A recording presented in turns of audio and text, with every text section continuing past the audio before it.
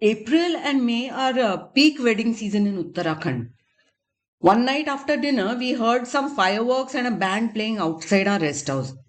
So we hoped we could see some Pahadi wedding festivities and we rushed out. To my shock, the first thing that I saw was a man collapsing on the street in front of me. I thought he's having a heart attack, but he was just in very high spirits.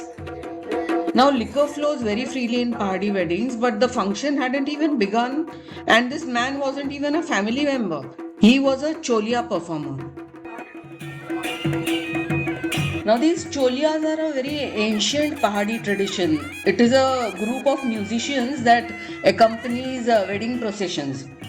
In this troupe, there are people who play musical instruments like bagpipes and the cymbals and drums, and they also have a very graceful dancer. It's actually a man dressed as a woman, but you would never guess. And they also do some acrobatic stunts and they show off their skills with the sword.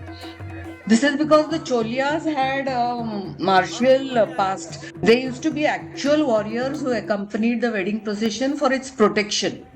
But today they are just entertainers.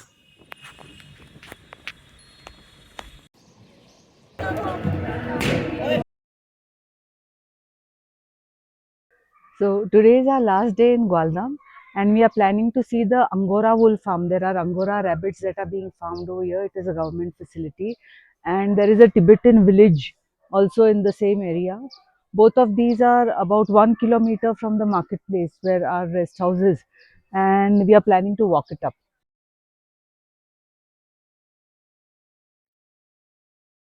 Angora wool is obtained from Angora rabbits as well as Angora goats. It's a very well maintained facility, and the woman who was looking after the goats offered to show us around. The aim of this government run institution is not to earn a profit. They are mainly a breeding center and a training center. So the local people who live here, they are encouraged to undertake Angora wool farming as a supplementary means of income.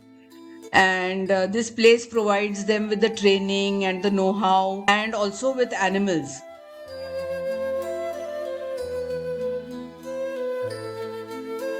After the goats, we went to see the rabbits. I felt quite bad.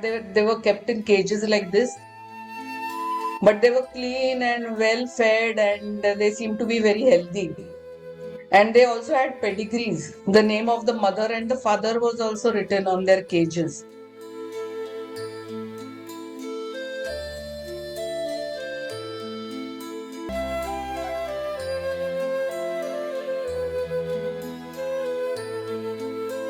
इसका price price 1500 रुपए के जी। 1500 रुपए के जी। जी। अच्छा अच्छा अच्छा ठीक और है। 79 में से 9 किलो 9 केजी निकला। 79 में से 9 केजी वूल निकलता 9 है। केजी निकला है और ये साल के 4 बार इनकी शेयरिंग होती तो 4 बार 9-9 केजी है। निकलता है। हाँ, अच्छा कभी बढ़ता है कभी घट जाता है। अच्छा फिक्स नहीं है। हाँ, एवरेज ठीक है। So we did get to see the farm. First, she shooed us off. She said cleaning is in progress, so come at 12 o'clock. In which case we would have just gone home. But then we just hung around over there, and they felt, yeah, maybe these tourists are really keen on seeing this, so they opened the doors for us, and we could see the goats and the fluffy little rabbits. So Mr. Anil Bisji, who drove us to one village yesterday, we were talking with him that we want to eat authentic Gadwali food, and he was kind enough to get some from his home for us today. So this is mandue ki roti, this is bhat ki churkhani, and this is pudine ki chutney. So this will be our breakfast today. Mandua is nothing but ragi, and bhat is a kind of soya bean. It is black in color and it is a part of the staple diet of the people of Uttarakhand. A few days earlier, we had tried this bhat ki dal also. It is slow cooked over a wood fired stove. And this bhang ki chutney is also a specialty of this region. All the food we ate at the dhabas was fresh. It was mildly spiced and it had very little oil. So it was quite healthy.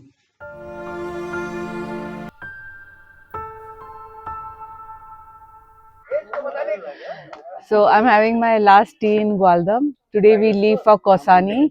We will be traveling by that bus over there. It will take us there in 2.5 to 3 hours. So I will take a piece of Gwaldam with me in my heart and hope to be back here again someday. As the bus drives away from Goldam, we leave Garhwal behind and we enter Kumaon. The difference between the two regions is astonishing.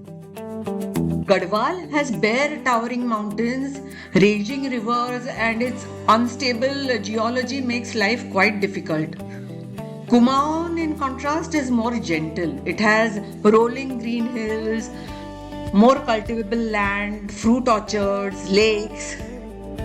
Garhwal is home to India's holiest rivers and temples and its tallest peaks and glaciers. It draws the devout and the adventurous. Kumaon, on the other hand, is the darling of leisure travelers. So now we also switch our mental mode and we prepare to be charmed by Kumaon's beauty.